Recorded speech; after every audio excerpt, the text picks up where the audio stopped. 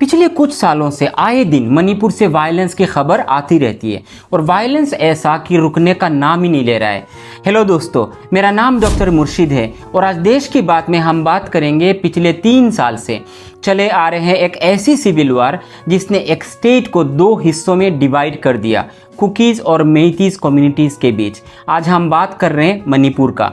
दोस्तों, जब पूरा देश बंगाल के इलेक्शन में बिजी है और 2,40,000 हमारे सेंट्रल के सैनिक वहाँ तैनात है इलेक्शन के ड्यूटी के लिए, तब मणिपुर एक नया और ख़तरनाक मोड़ पर खड़ी है।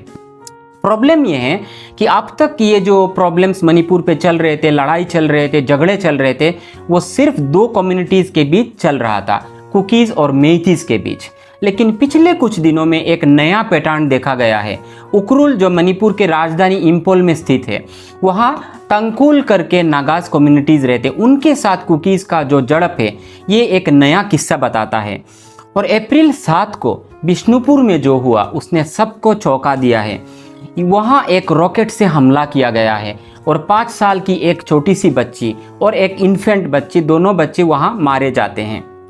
दोस्तों, ये पहली बार ऐसा इंसिडेंट हुआ है जहां रॉकेट से हमला किया गया। इससे पहले जितने भी लड़ाई चल रहा था, बंदूक से, मशीन गन से, ग्रेनेड से लोगों को मारा जा रहा था, वायलेंस ऐसे ही एक पैटर्न से चल रहा था। लेकिन रॉकेट का हमला जो है ये एक नया चीज़ बताता है। दोस्तों, इन 2 बच्चियों की मौत ने पूरे मणिपुर को रास्ते में ला खड़ा कर दिया।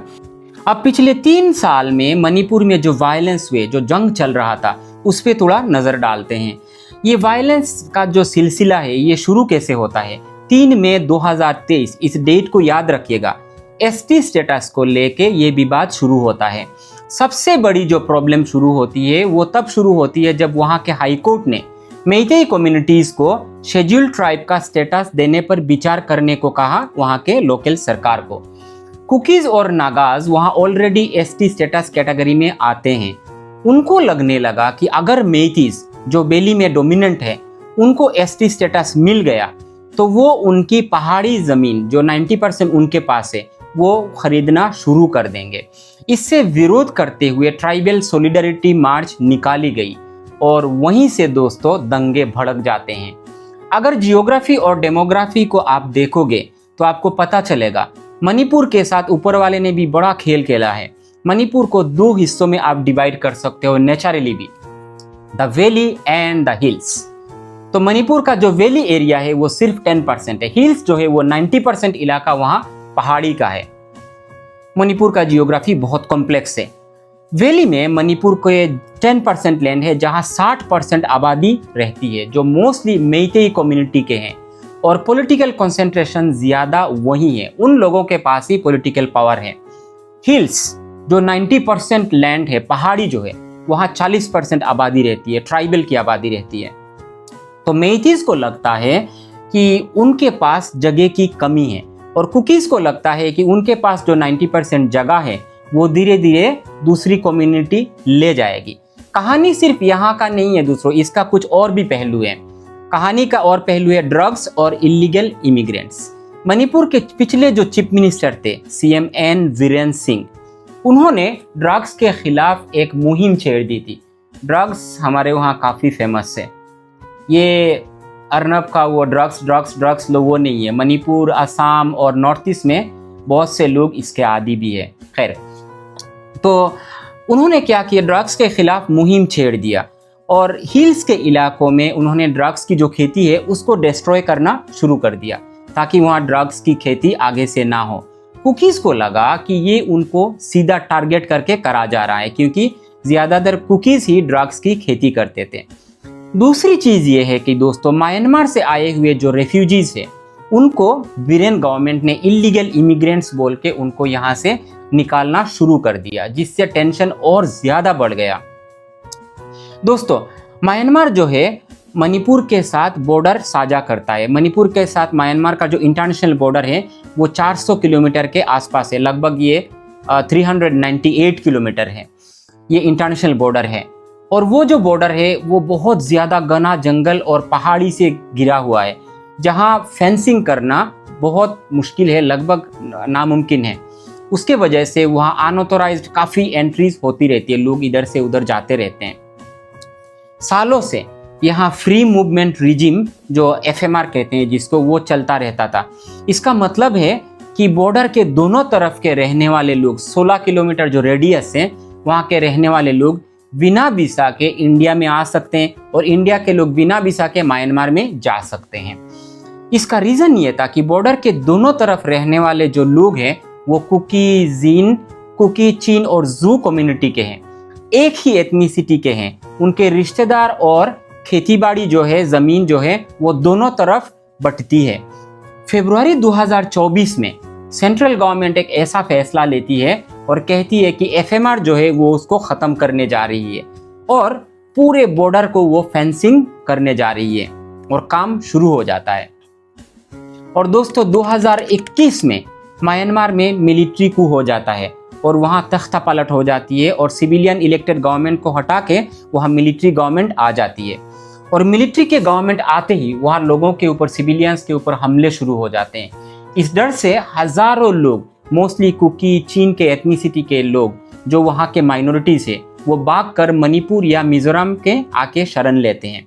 मिजोरम गवर्नमेंट क्या करती है, ये उनको शरण देती है और रेफ्यूजी स्टेटस प्रोवाइड करती है और उनको सेफ शेल्टर भी वहाँ दिया जाता है। लेकिन मणिपुर की तब के जो चीफ मिनिस्टर थे N बीरेन सिंह, उनका कुछ अलग ही डिसीजन था।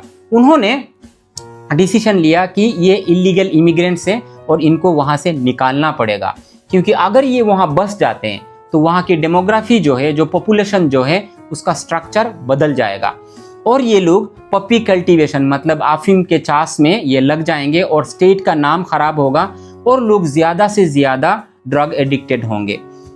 ये बात बिल्कुल सही है कि म्यांमार से माइग्रेशन हुई है और माइग्रेशन होता रहा है और ये कोई नई बात नहीं है दोस्तों। 1826 में जब ट्रीटी ऑफ यानडाबू साइन किया गया, उससे पहले ये पूरा हिस्सा मणिपुर और ये म्यांमार का जो हिस्सा है वो ब्रिटिशर्स के अंडर में था और वो एक ही जगह था। तो वहाँ के जो लोग हैं उन्होंने एक ही कम्युनिटी के लोग रहते थे, जिसको बीच में से अंग्रेज़ों ने डिवाइड कर दिया। अंग्रेज़ ये हर जगह ये खेल खेलते थे। मणिपुर और म्यांमारीज के लोगों के उन कम्युनिटीज़ को उन्होंने डिवाइड कर दिया। तो मणिपुर के रहने वाले लोग, कुकी कम्युनिटीज़ का कहना है कि वो बाहरी नहीं है, बल्कि उनका सेटलमेंट ब्रिटिश एरा से पहले ही वहाँ है। अब लौटते हैं प्रेजेंट सिचुएशन के ऊपर दोस्तों। कुछ इंडिपेंडेंट पत्रकारों का और सोर्सेस का मानना है कि पिछले 3 सालों से मणिपुर में जो वायलेंस हुआ है उसमें पुलिस आर्मरी से लगभग 6000 advance weapons, AK-47 INSAS rifles लूट लिए गए हैं। आज मणिपुर में सिविलियंस के पास जो हथियार हैं वो शायद कुछ पुलिस फोर्सेस के पास भी नहीं है। दोस्तों दुख की बात यह है कि मणिपुर में जो भी वायलेंस हो रहा है उसको सेंट्रल गवर्नमेंट ने बहुत ज़्यादा नज़रअंदाज किया है और सेंट्रल गवर्नमेंट बिजी है बंगाल के इलेक्शन में, जहां उन्होंने 2,40,000 सेना तैनात की है और मणिपुर में सेना की कमी के वजह से जो बफर जोन है उसमें गैप आ रहा है, जिसके वजह से आए दिन वहाँ वायलेंट हमले हो रहे हैं। छोटी छोटी चीज़ों को लेके वहाँ बड़े दंगे फैल रहे हैं। सेंट्रल गवर्नमेंट का रूल आपको मणिपुर में दिखेगा ही नहीं। हमारे प्राइम मिनिस्टर यूक्रेन का वार ख़त्म करने में लगे हैं, देश विदेश घूमते रहते हैं, विदेशों में उनकी बहुत चर्चाएं होती है, वहाँ से बड़े बड़े मेडल जीत के देश का नाम रोशन करके देश में लौट आते हैं। बट उनके पास टाइम नहीं है कि वो एक बार मणिपुर जाए। इवन उनके कैबिनेट मिनिस्टर के जितने भी मिनिस्टर है वो मणिपुर के बारे में बात करते वक्त हिचकिचाते हैं और फिलहाल तो बंगाल में वो सारे बिजी है। तो सेंट्रल गवर्नमेंट ने मणिपुर को अकेला ही छोड़ दिया दोस्तों। तो दोस्तों मणिपुर का जो मसला है वो सिर्फ एक लॉ एंड ऑर्डर का प्रॉब्लम नहीं है, ये एक डीप एथनिक और इमोशनल जख्म है।